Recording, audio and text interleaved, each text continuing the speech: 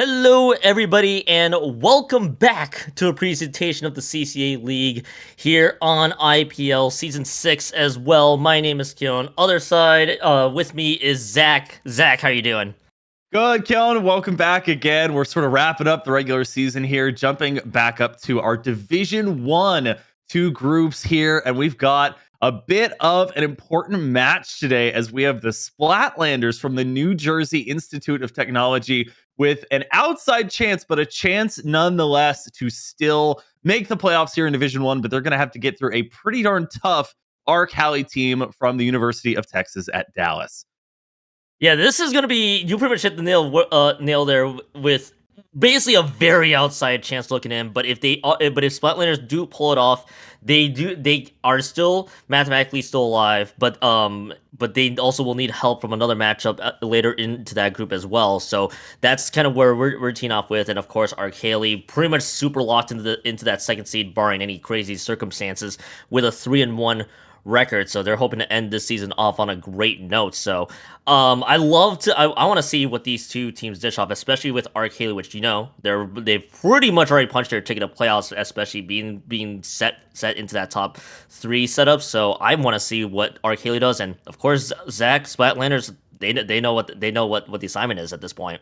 Yeah, for Halley, the only thing that they've, really had adversity wise is they were taken at game 7, unfortunately lost it against Death Roll, who's so far a perfect 4-0 here in group number 2. There's a similar story in group number 1 as there's an undefeated team there with PSU Blue. So even in Division 1, there are still teams that are rolling. And if we take a look at the map list for this week, last week we kind of had the parabola of maps where in the middle, very much not so tournament oriented. And then at the two ends, very typical map and mode wise. This time, I think sort of a downward slope, basically the entire way through, very much so seeing maps and modes that we could very well see in competitive tournament settings, but thrown a bit of a curveball for game 7 should we make it there with Rainmaker on Marlin Airport. So very, very fun. We're going to be getting as our first map and mode, Mahi Mahi Resort Zones, which we watched as our For Funsies map last time.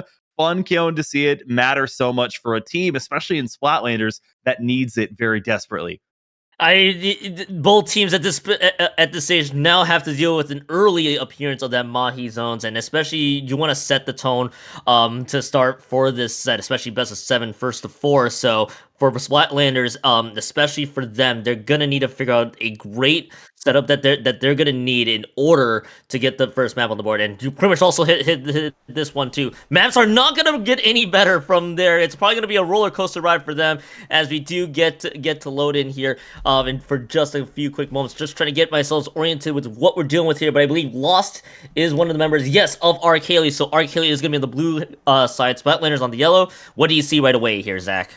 So the Dread Stringer, we've talked about sort of the renaissance that weapon has experienced. It's become, pretty much not uncommon to see now, and a double cooler composition coming out from Halley. So you've got the NZAP and you've got the heavy edit, but it's the alternate version. So just the one, we have the normal one on the side of the Splatlanders, which did just go down, but the edit taking the Nouveau there with the Splat Bomb and the Crab Tank. Not a bad map for it at all. You have great high ground opportunities as multiple specials come out. That's going to take the zone for Splatlanders. In fact, a double, now a triple, and a wipe out there for Chris.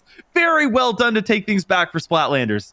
If you're gonna have a start that you're gonna need for this set, the triple from Chris with that Dread Ringer is the way to do it, and also flying it into with that Reef Slider there with the Booyah Bomb there for extra protection was excellent for them. Of course, called out Chris's name there, going down just a bit from there, but this is turning into a bit of a fun brawler there with Splat and Vessel, the only one that's pretty much alive here. Halley, however, getting the jumps in, kind of sunk into this neutral game with both teams only having a member alive at this stage. So they got some Splatlanders in this case able to get things through there, and 2 more members are dropping from Halley, and Splatlanders is setting the pace very well here, Zach. Yeah, one Splat going down there, so not able to use the Inkzuka a second time. And Awesome going to try and see if they can find a long range pick as Sam throwing down both the Tri-Strike and the bomb. It's going to be enough. The cooler was down on the zone for Splatlanders. They're not going to be able to make too much use of it anymore. And now time to see how Halley plays some defense. So nice, tons of obstacles here for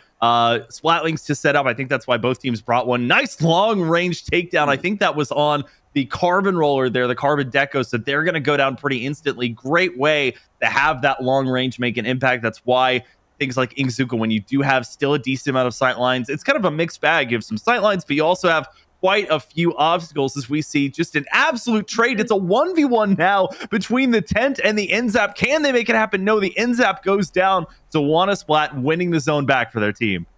You know what's funny, Zach? That's literally the exact same one-on-one matchup between Wanna Splat and Vessel, and this time Splat gets the better end of it, and that was a much-needed Splat there too, as it gives Splatlanders the zones back and gets themselves set up to pressure Halley out of the zone as soon as they can. The Zuka, by the way, being popped from Lost, which finds nobody so far, as another member drops from that side of the fence. The Reef Slider is being flown in across the board. It's kind of turning into skirmishes across the board. Both teams are looking for opportunities to strike. Lost getting the pick onto Wanna Splat should help matters. Jesse just throwing this Booyah Bomb, into some base there, as Halley is able to hold steady there with the zone. And now Halley trying to look for an extended push, but he did lose one member of their own. Lost finding Jerry. It should help matters here, Zach. Yeah, Halley, I think, running a great composition to allow the carbon roller to get in. You have two shooters and a splatling that do great for painting, because you cannot, as we see a nice pick there by Wanna Splat yet again with this Ingzuka. The Trizuka's been locked in today, and no more penalty left for Halley, but it really does require you to have as much room to maneuver around in if you want to be sneaky on that carbon deco. And they were even spotted on that last engagement and still were able to get some picks. Sam now getting one there onto Jesse. They do go down with a tri-strike though, so not able to hold on to the zone. They actually sacrifice any progress they would have had. They had only gotten a few ticks after getting that penalty away, so maybe getting a bit overly aggressive or hindsighted there for not being able to look at the objective. Good jump out there from Jerry though. Time not really their friend anymore though, as we're getting ever closer to that final minute. Final minute left to go on the clock here, and for all the skirmishing that's happening here, I'm wondering to see who's going to come out on top, whether it's going to be the Booyah Bomb that's going to be able to trip strikes for Halley, Booyah Bomb in this case for Splatlanders. It's going to be the ultimate question, as now Halley now in great position. The first time I feel like they're going to be able to hold the line as long as they do their part, as the trip strikes, by the way, being used a little early here, but they do have the Crab Tank available if they want to pressure out Splatlanders. Splatlanders loses two by themselves. Those zone is going to get neutralized, buying Splatlanders a little bit more time, but with two members going down, this should be a lead change here. Halley getting the lead at a critical juncture in this one, but now can Splatlanders rush back to the zone right then and there? The answer does not seem to be the case, and Halley gain all the momentum right now. They take out three, and awesome capping that with a double. KO on the hands of Halley, Zach, and Halley starts this one off winning game one. So lots of takeaways there. You know, Splatlanders, I think one of the only reasons that they even had a shot to extend that game even further the way that they did is because they did lose their tent in that fight, but it had the tactical rebuff and was able to keep the Trizuka that they had built up. So he comes out of spawn immediately, uses the Trizuka there, and gets a little bit of progress on the zone and provides just a bit of offensive pressure. That's still not enough, though. The canopy even not enough to hide behind in order to get back. Just not enough time there. Great job by Halley to recover, and shows why, you know, they're in second place right now, doing such a good job. We're only taken to game 7 and lost that game 7 by the #1 undefeated team. So, but for the most part of that game, Splatlanders showing that they're doing a great job trying to avenge some earlier losses in the season. I think their comp made a decent bit of sense, and nice way to see that these teams are going to be pretty even, probably not going to see a sweep today. The back and forth we're hoping to see, that sets the tone for both teams going forward. And I love that Splatlanders had such a fantastic opening there too. Again, I know the game going over to Halley is going to obviously change some perspectives there. But Halley, they did a great job recovering. But I feel like if Splatlanders can try to replicate the same success throughout the rest of the maps, that might be good, just having to shore things up on there. And I feel like a lot of things almost worked out really well for them. Going over to now a much more common map mode once again before things take a bit of a reverse parabola setup, if you will, Zach, with Inkblot target control. I'm curious though, Zach, if you expect to see anything different from both teams coming up here. Well, this is a tournament mainstay. This is something that you can definitely expect to see very, very commonly with TC Inkblot. It's been here for ages. And there are some similarities to Mahi. I feel like there are obstacles in very important places. You're kind of in that first checkpoint caught between a rock and a hard place on that sort of box-like obstacle in the actual wall. So tri-strikes do very well here because you can set them down. Haven't seen any big bubblers yet. That's something that you could potentially go over to. Booyah bombs, of course, when you're locked down in a checkpoint scenario, it's always great to sort of throw that down and clear house, if you will, because it can shred things like a big bubbler if it comes through. And Trizukas, this is a map that still has decent sight lines as well. It actually, from spawn, is kind of, again, that top-down view scenario where the middle part of the map is the lowest point of elevation. So let's see what the changes are. We do see a blaster coming out, so it's going to be the custom blaster as the major change. And then we have a Neo Splash, so there will be those tri-strikes. And then, of course, the hero shot from Sam to round us out. What's interesting here is I also see Jury and basically dishing out heavy edits. We saw the heavy edit with that crab tank from game number 1. So now you're gonna go. Now you got the consistent cooler option there from in the form of those edits there. So I want to see how both teams can take advantage now with the changes that they have. Of course, you're gonna be seeing farm trip strikes for days here from Halley if they're allowed to do so. A lot of paint also from Halley's, and that also should help aid with their carbon roller deck to do a lot of work so far, which they might be able to do just that. They're already about to clear out the first checkpoint, and his Zuka shot being thrown from distance doesn't look like he got anybody else so far. But Halley's running with this one, trying to approach the second checkpoint, but they're gonna get stalled out just like that. So no second checkpoint yet, but a pretty good start nevertheless here, Zach. Yeah, 69 likely not going to win you the game on a map like this one. It's a pretty small map, all things considered. But you mentioned, I think, a great point. Halley doing whatever they can with the rest of their composition to put Lost in a position to jump up and do exactly what they're doing there. Hit those burst and shot combos. They get the burst bomb for the first splat and then take Chris down for a second one. So just like that, they're stopped. They do get the first checkpoint, though, on their first push. Now they don't have to worry about it. That's a major thing gone. And right at where that first checkpoint would have been, throw down a tactical or one team member there not going to get it. That's lost. So their main offensive edge gone. Sam going to trade out with Chris. Still a push that's alive here for Andos, and the tri-strikes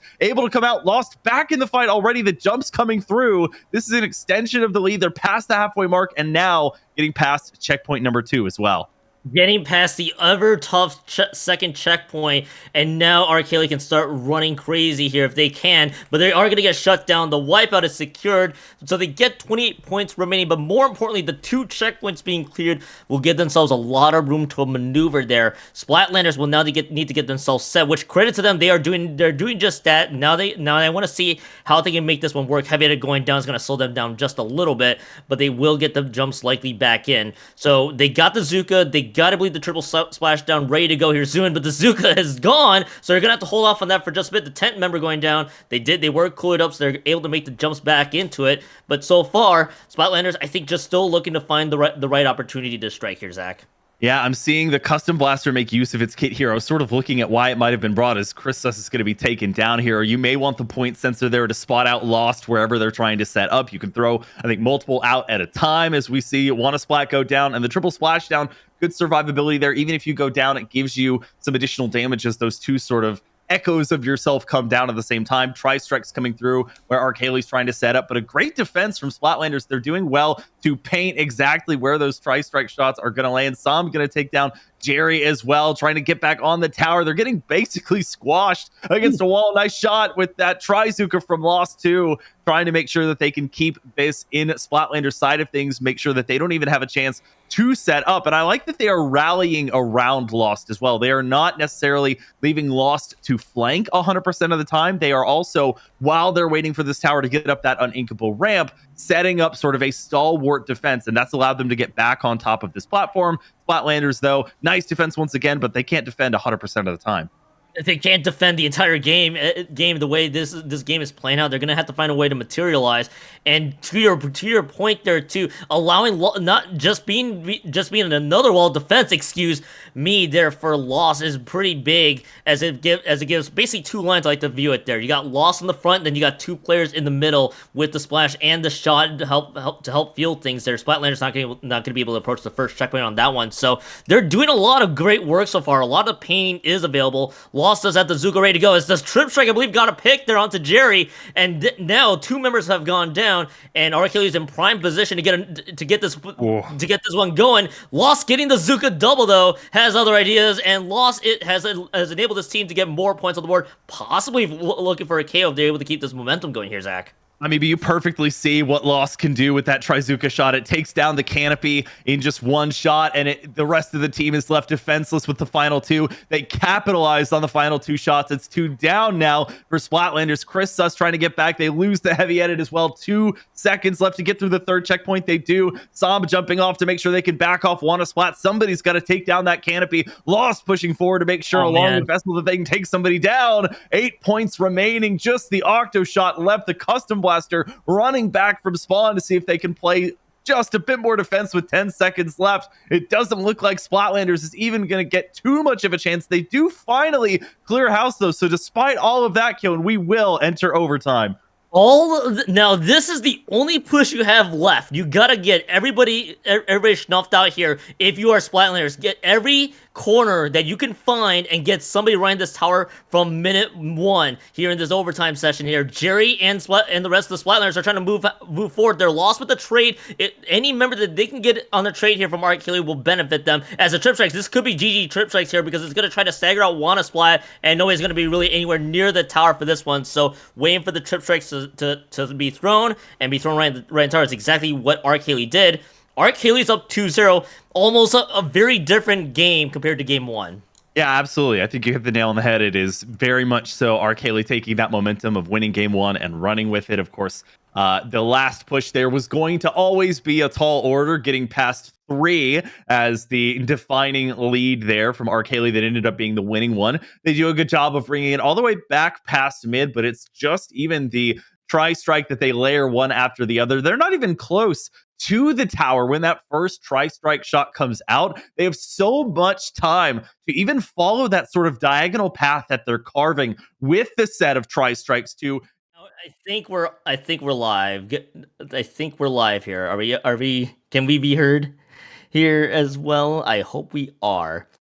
So in this case, now that we're fully back online, Zach, we didn't get a chance to get us through because we are ironing out some technical difficulties on our end. Thanks everybody for bearing with us while we're trying to get things all sorted. By the way, I hope we get some replays on the road, which I don't know if we are going to be able to because Archeli already got it down to 38 points remaining. And it didn't. And I think the only change that we saw were tri-sloshers, a pencil, and a splash that was available here, Zach. Yeah, and they're going down like flies, one by one. It's just the wiper left. You can see Jerry in the very middle of the map. They have 2 coolers, both coolers that they had available. So they swapped to this double cooler composition with the Trinovo and the pencil. Not really able to make great use of any of them. You get the delayed last person going down there with the wiper. Now, though, some defense coming out. Archeli losing both their edit and their octo shot initially. They do still have the crab tank available from their V splash if they want to get set up. They have 10 crabs, including the power 10 clams rather, including the power clam available. They're throwing around the 2 now, so trying to end this one immediately. Sam going to start the push, get rid of a lot of their penalty. Vessel going to be following things up, but they have the wiper on their back. Are they able to get around? The wiper finally goes down. Wanna Splat trying to make sure it can't go through, but not able to get the hit in time, so that's the penalty gone. A bit more progress here, and the follow-up as well. Once again, losing the... Oh, it's 3v3 once again. They lose 3 members on each side. It's yet again the wiper as the last player standing, and it's just barely enough still, though, despite the defense not looking great at all here for Splatlanders. Splatlanders has a lot they got to work with right now. They have not even gotten a score on the board quite yet, and they have a huge deficit to deal with. They had the wipers already be there, and also and the rest of Archeli is just trying to prevent any of that from happening there. Jerry's just trying to attack with the wiper, trying to do whatever they can to get out of base, but they're being thwarted by Archeli in every semblance of the term, as I do believe a jump is coming in here to get that power clamp in. They just need to get 3 clamps in for the KO to make this the 100-0 game, but it looks like there are no clams available quite yet. Someone's gonna have to go and get those 3 clamps in. One is being thrown in. There are the 2 more. And Zach, with as much as we saw here out of this game, it ends with Archeli getting the 100-0. A 4-0 sweep for Archeli. And they moved to 4-1. Emphatic victory there, and that's exactly how you want to enter the playoffs in Division One here. So Ark Haley trying to show that they are right up there with Death Roll in particular as being a super strong team. You know, they were very close in game one, trading blows back and forth, but from that point on, never looked back, looked like the better team the entire rest of the way through. Splatlanders, that is going to be the end of their season for season 6 here. They are going to finish with a record of 1-4, getting just the victory over VCU Big Fat Sea Cows. So congratulations to Ark Haley making it into the playoffs. You know, great composition that we got to watch there. They did a fantastic job of setting up Lost in particular to be in those best positions, and they made it look easy. I'm amazed at the sort of range at which they were able to get splats with the vertical flick on that carbon deco. I'm sure if I tried to do it, I'd probably hit about 15, 20 damage. So definitely a great job by them. And we may, in fact, get to see some of the honorable for funsies matches played out. Yeah, so we get to see the matches all play out here at the end, and I gotta give credit to both teams wanting to stick it through there. It was I mean, Zach, we talked about it too before we went on the air. It was going to be a very tough assignment for Splatlanders to give the people who are curious as to what they were having to deal with. They needed to win, and they needed help from another matchup big time if they wanted to stay alive. The important thing was that they need that dub, which they are not able to. So Ark Haley getting this one effectively seals their fate for to close out their run here in Division One. So I want to see how this happens, how this goes on for Game 5. Before we even queue into Game 5, looks like we're waiting on one player to resume right in here, Zach. For those who are watching the IPL stream as well, just to let you guys know, IPL has a Patreon, and remember to sub for no ads if you don't want to deal with ads in the middle of our presentation. So look out for that. But Zach, it looks like we should be queuing in here to Game 5 momentarily, I think. Yep, we will be there in just a moment. You know, the playoff picture, if 3 teams make it in, you know, from Group 2, we have the last 2 teams that could fill that spot are the GMU Patriots, who finished with a record of 2-3 on the season. And they are waiting on VCU Big Fat Sea Cows last game. As we get into our game number 5 here, a H3D coming out on the side of Splatlanders, and on the opposite side of things, finally shaking up that composition that did so well in the first 4 games, going over to a pencil and a squeezer instead. You know, if you're gonna play the tradition of the for funsies 7 games, you could have at least probably picked a few more sillier weapons, but they opted to go with the pencil, and I do like the squeezer pick unironically too. I love that it had airtime way back in the times there, but though falling out of favor just a tad, so I want to see how that dishes out. H3D making its appearance here for Splatlanders as well. I'm personally kind of intrigued to see how that's all gonna work out here, and Splatlanders for what it's worth, they do get a cap of the zone and an extended push so far. So if it means anything, Zach, it looked like zones was definitely one of their stronger suits so far.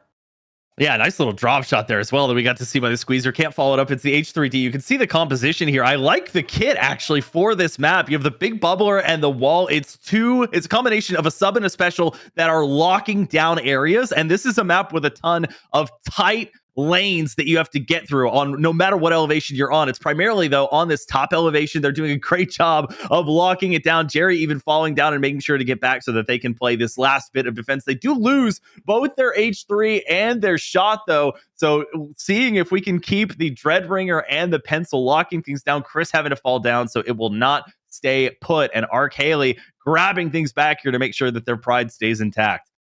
Yeah, the Ark Haley does not want to lose. Does not want to lose the opportunity to at least continue to get dubs on the board, especially in the tradition so far. And I think the 2 members that dropped simultaneously might have been just to a stray bomb from what I saw from Miller. It could have been a few different fights, but nevertheless, that gave Ark Haley a chance to strike further there. And we do get to see Lost, who has done a great job on the card roller, just get shut down there, sandwiched by a few members of Splatlanders on that side. The Reef Slider is going to be coming in here from the bottom half of this map. excuse me, as it looks like members just going down left and right, left and right.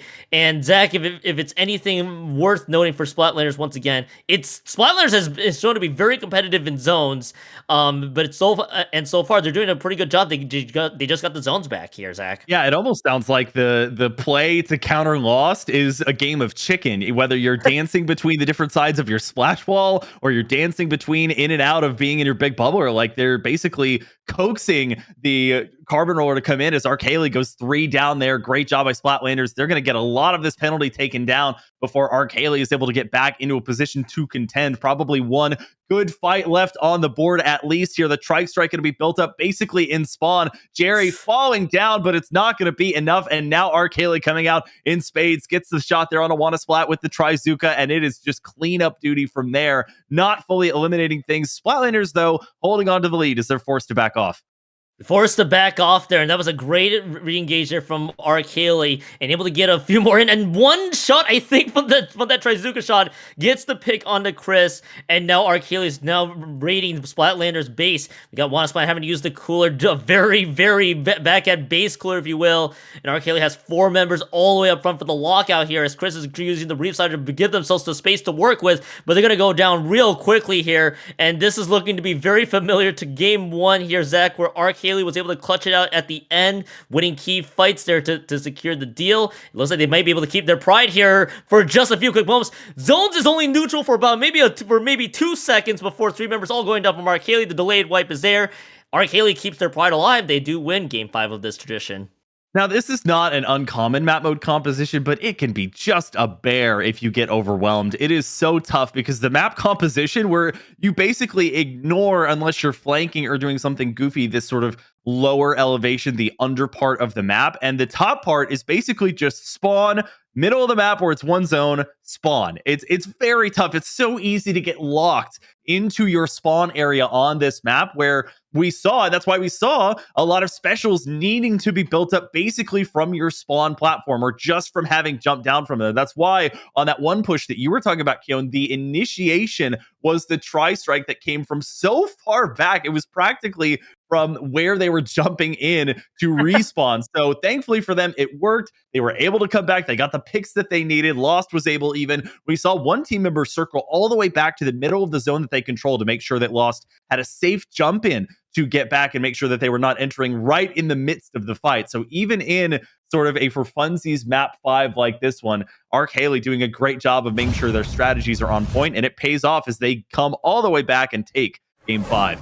Yeah, taking home that game 5 in that typical for funsies fashion there, and able to keep themselves awake in this set, just to see if they can cap off some good wins on the board there too. And kind of harkening back to where I was going for, it looked like Splatlanders had some great ideas coming into the zones. Now you move over to a much more familiar Make 'em Art TC. Game 6 would have been the case. They're just going to stick it up with the H3D. I don't blame them whatsoever. Actually, I think both teams may be dishing out very similar weapons. The custom blaster, is making its appearance here from Chris, and back in YOLO with the T-Tech available. And so this is what Splatlanders is dishing out right away here. Zach Tower being controlled right out of the gate for just a few quick points. So both teams kind of neutral to start. Yeah, this is an incredibly common map mode combination, and Chris once again coming through with trying to find and use the custom blaster as the answer, but it is not enough. A full wipeout. Halley showing that they are not afraid of anything that Splatlanders has to offer, and in the first 30 to 32 seconds they get to and now break through that first checkpoint. Now Lost coming out. They do go down. Nice little two-piece it looked like from the Tenatech, who is going to be bringing out right now the tri-strike of their own. A nice force of an initial early offense from Halley, but Splatlanders, the one thing that they've had going for them this entire set is the ability to come back and play some decent defense. That's the big thing that Splatlanders had. The issue is just trying to get the stuff back on offense when they needed it, but their defensive play has been very solid throughout most of this set. So it looks like they're able to convert this into a lead right away with And Awesome. How are we going to Zuka pick to stall it out? Now for sure going to be the delayed wipe, unless Lost whiffs that one. I take that back. Splatlanders was just running circles around Lost there for a quick moment, but it looks like Lost was able to get the return in that favor, and now able to get the pick onto Jerry on that side. Now throwing out the Zuka as well. Not able to find the picks quite yet, but it will fire out this last shot. Does take out Wanna Splat, so the Zuka has been getting value. And Lost has been on a mission once again. They're doing their part, of course, to get more stats on the board for them. If it effectively means anything, Halley does get the lead back, approaching the treacherous second checkpoint, but they might get stalled here for about a few moments.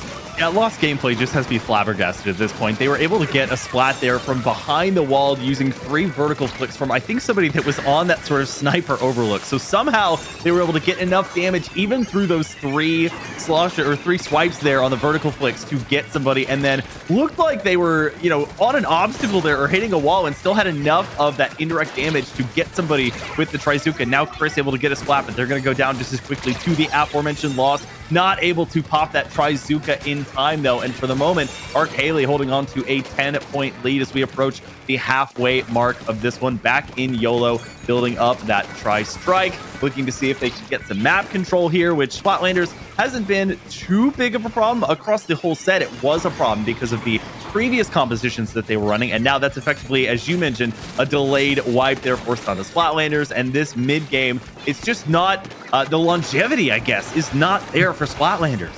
That's kind of the major point here, is that Splatlanders throughout the set earlier just not able to get any sort of offense materializing here in the mid game. Halley has had a great stranglehold of basically being able to play this mid game so well, as a second checkpoint is going to get cleared. So Splatlanders was trying to do all that they could, especially with the comps that they were dishing out initially, especially with the tent that they had, just could not solve the riddle of what Halley was dishing out to them.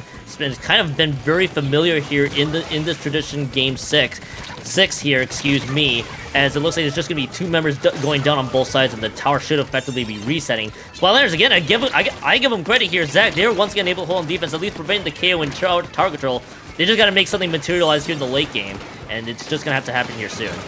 Yeah, Halley sort of dropped back, I think, around the 25 mark after they threw down the tactical, or I guess trying to regroup and wait for the rest of their team to get the buff, but not able to continue the push as a result. Of course, they do what they've been doing for the majority of this map, which is go back to mid, reclaim mid without too much of a hassle. It's more of a fight now as we see everybody's back kind of skirmishing around. Nobody really with specials in tow. We see the point sensor trying to spot somebody out, and Chris is going to be the first one to go down. Halley looking to capitalize on this. Sam going to build up the Tri-Strike, and it's 3 down already, not needing to expend it. Lost has eyes on the remaining member there. They back off out of the way of that special. They do get taken down, but they're able to send a teammate to take down the reinforcements as well as the initial perpetrator there. Sam trying to stay alive with this Trizuka. Entering the final 30 seconds here, it's going to take a drastic shift in momentum for Splatlanders to come all the way back on this one.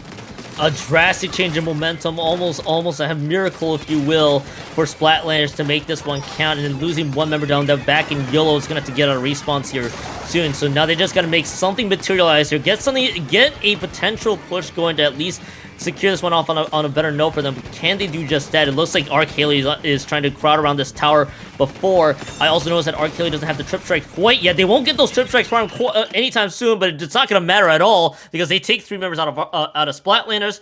Halley continues the momentum here in the tradition. They win this 6th game.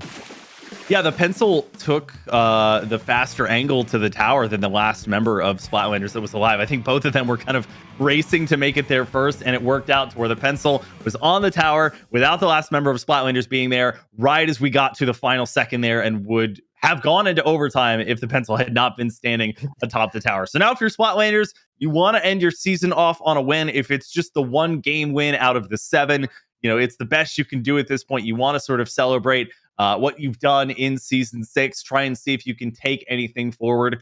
For Halley, you still probably want to take it somewhat seriously. You do have a pretty tough road ahead. This is Division 1 that we're talking about, so neither of these teams slouches by any stretch of the imagination, but Halley has, quite a few tough opponents staring them down. We have, of course, the one remaining to figure out in Group 2, but they are probably hungry for that rematch against the Florida Gators there, and they're going to need to be in top form to make it happen.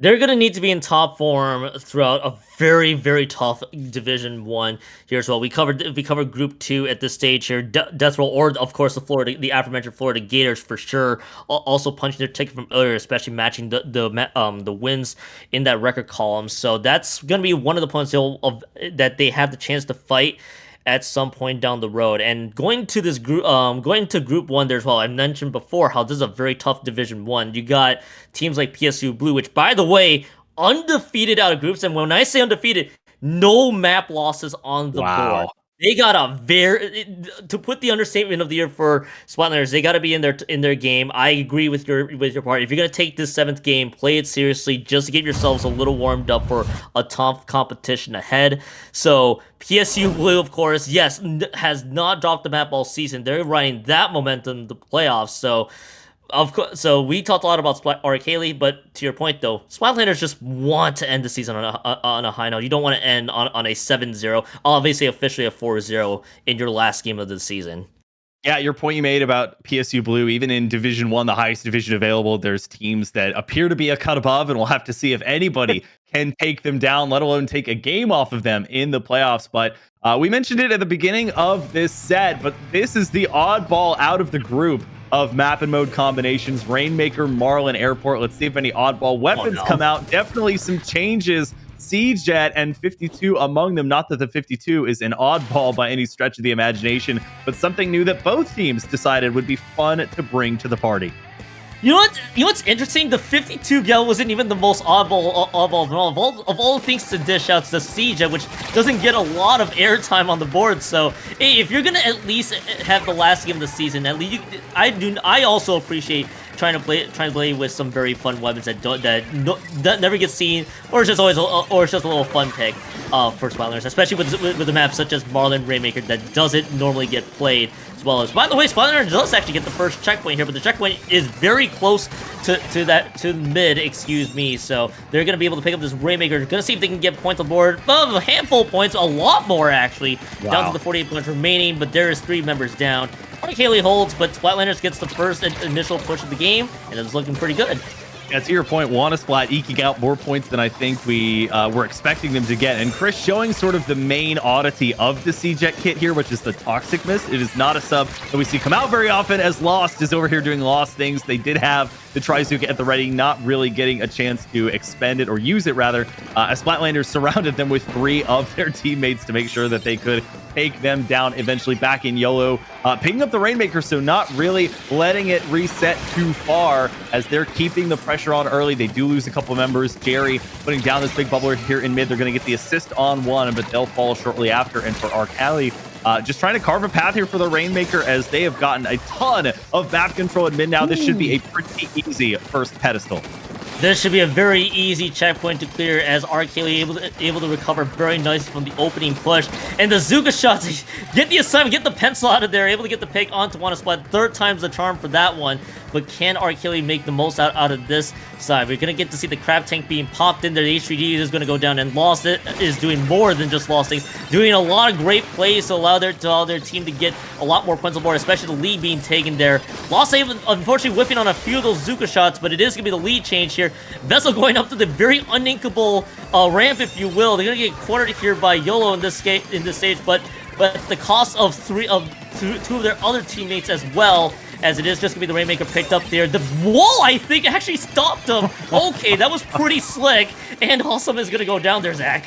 Yeah, they, on that last push, waited until the very last second to get the Rainmaker, and what stopped that push was actually the C-Jet. I think the Inkstorm did a lot of the work there in taking them down. Unfortunately, Splatlanders back in a 3-down situation. Vessel trying to shark around and play defense here, while on offense with this 52 and a KO to pack it up for Splatlanders. A perfect 7-0 in terms of games in this set for Halley, and a great way to intro them into the playoffs and cap off a fantastic regular season here in Division 1 Group 2. That was a great showing overall from Halley from start to finish.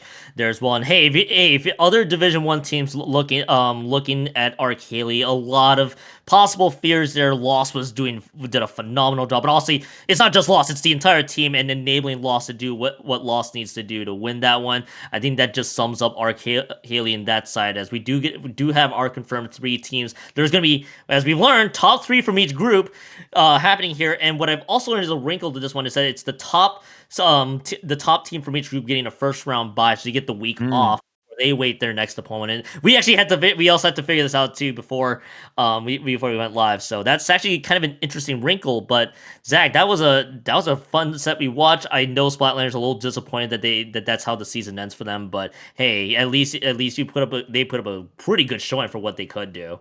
Yeah, and be proud to have made it into Division One. I mean, this Yeah. is, we saw a 7-0, but you put this against, some other teams that are in Division One, and definitely teams that are in, for example, Divisions 2, 3, 4. They might have a much better shot. An honor to have made it, of course, just into the upper echelon of teams that are competing here on the collegiate stage. Looking forward to the playoffs now. Cannot wait to see if we get a grudge match, a revenge match between Halley and Death Roll taken to game 7 in the last one. Would love to see it go to 7 games again. But as you mentioned, the threat of an undefeated, truly undefeated PSU blue team is looming. In a previous set, we also got to spectate UCSD Esports Gold, for example. So looking forward to seeing what they can do as they finish with a 3-2 record on their season. So we should see them in the playoffs as well from group number 1. And hey, not just Division 1 out there. We have several more divisions whose playoffs are coming up. Tons more action to be taking place throughout CCA. So definitely stay tuned over these next few weeks. Yeah, and all the streams here, of course, we will very likely be covering a playoff set down the road. The question will be, of course, which one across. As you mentioned before, I think it is officially 8 divisions there. I might have gotten my number wrong here in a quick moment. Actually, I'm gonna just double check my number to make sure I get the right number. Yes, it was 8 divisions. Had to double check there as well. So feel free to tune into IPL. Of course, we'll cover one set, and then CCA will have the rest. Real quickly before we wrap up, I do want to note CCA is sponsored by the ECAC, the Eastern College Athletic Conference for CCA League Season 6. The ECAC is an organization with well over 200 member schools across all 3 NCAA divisions. They host comprehensive esports leagues involving over 1,300 teams across 21 game titles. For more information about your school's chance to be involved, go to ecac.gg for more details. So again, huge shouts to ECAC, Eastern College Athletic Conference, for sponsoring the CCA League this season. We're going to wrap it up here, Zach, because I do have something I got to tend to here rather soon. So, Zach, where can the people find you quickly? Twitter and Blue Sky, Shining Answer Zach. It's been a great regular season. Cannot wait to see what happens in the CCA playoffs for season number 6. Yeah, find me, of course, Keon2570 on Blue Sky and on Twitch primarily as well. Shouts to CKK, of course, our fantastic streamer. Again, apologies for those who are tuning in for the technical difficulties. We at least were able to take you guys through from start to finish. We'll, of course, be back in our usual time here for an IPL for a playoff set here on the IPL channel as well. So don't go anywhere. We will see you guys. Well, rather go somewhere, I guess. We'll see you guys next week for a playoff set that we'll have on the channel. Until then, have yourselves a great rest of the week.